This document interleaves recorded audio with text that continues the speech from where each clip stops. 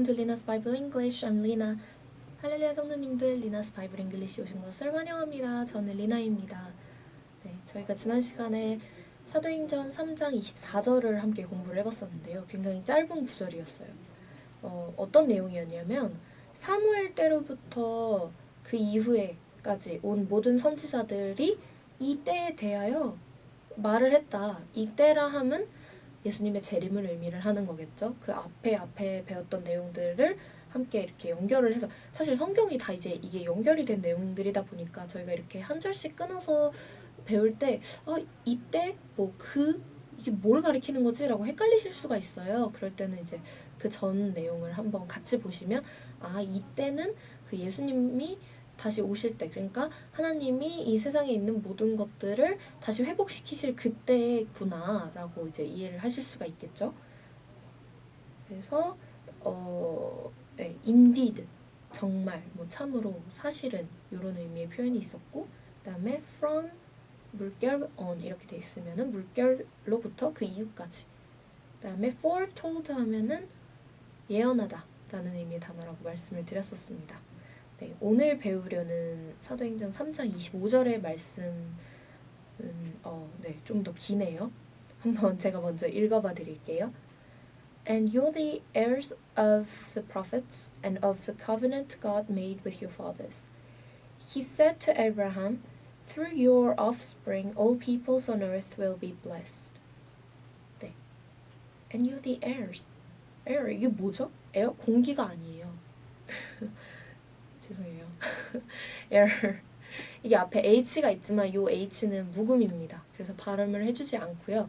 이 air라는 게 무슨 뜻이냐면 상속자, 후계자, 계승자 이런 의미입니다. 그래서 요거에 좀 더 발전된, 좀 더 그냥 한 단계 나아가서 제가 말씀을 드리자면, 이제 상속하다라는 의미의 단어는 그럼 어떻게 영어로 말을 할까라고 생각을 하실 수도 있을 것 같아서, 이제 상속하다는 inherit가 됩니다. inherit.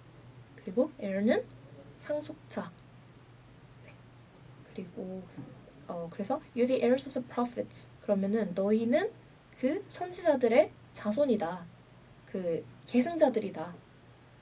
And of the covenant God made with your fathers. 그리고 covenant 굉장히 듣기 쉽지 않은 그런 표현이에요. covenant. 이게 어떤 약속, 언약, 계약 이런 의미입니다. 그래서 좀 다른 얘기긴 하지만 성경에 굉장히 많이 나오는 단어가 하나 있잖아요. 언약궤. 하나님의 언약궤. 요거를 영어로 어떻게 표현을 할까요? 언약궤. 뭔가 covenant라는 단어가 들어가니까 제가 이거를 말씀을 드렸겠죠? 이거는 Ark of the Covenant of God 이라고 표현을 합니다. Ark of the Covenant of God. 네, 하나님의 언약궤. 이 Ark가 방주를 가리키는 그 Ark, 그거랑 동일한 단어예요. Ark of the Covenant of God. 이게 바로 언약궤를 나타내는 표현입니다. 그래서 Covenant God made with your fathers. 하나님께서 너희의 아버지들, 그러니까 너희의 조상들이겠죠. 너희의 조상들과 이게 맺은 언약, 너희의 조상들에게 하신 그 언약의 말씀, 그것의 heir인 거예요. 그러니까 그 하나님께서 우리의 조상들에게 하셨던 그 약속이 우리한테도 적용이 된다는 얘기가 되겠죠. 일종의 상속자, 계승자니까. 그래서 우리는 그 선지자들의 후손이며, 그리고 또 하나님이 그 우리의 조상들에게 맺으신 그 언약, 그거가 적용이 되는 그 조상들의 자손이다. 이런 의미가 되겠습니다. He said to Abraham. 그가, 하나님께서 아브라함에게 말씀을 하셨습니다. Through your offspring, all peoples on earth will be blessed. Through your offspring.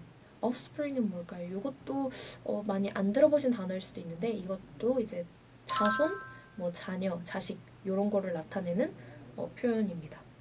그래서 through your offspring, 너희의 자손을 통하여서 all peoples on earth will be blessed.